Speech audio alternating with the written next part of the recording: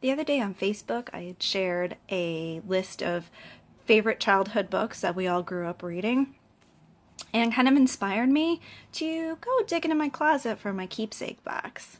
I've been carrying around a couple of these books from my childhood that I always hoped to share with my future family.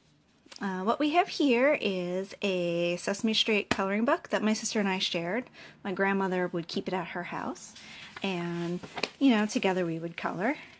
You could see the messy coloring is mine, and the neater coloring would be my sister's. Let's see if I can find an example of hers. There we go. She tended to keep things a little more exact and realistic. My grandmother also had this nifty little bilingual activity book she got from the bank. Cookie Monster was always my favorite.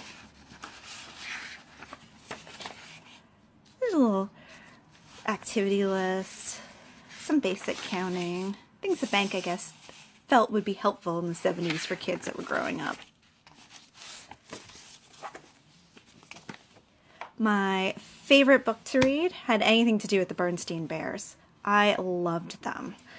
In fact, she was my favorite sister because I, like her, was the youngest sister, and youngest is always the most awesome.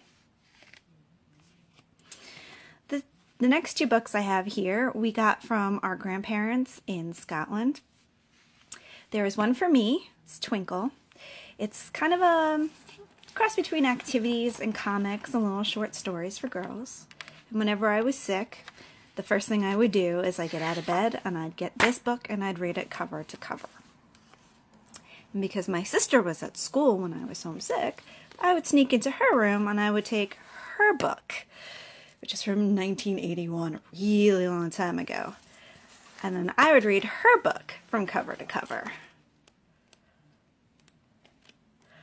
And it had horror stories and John Travolta, which is kind of scary in itself. And it had different crafts and games.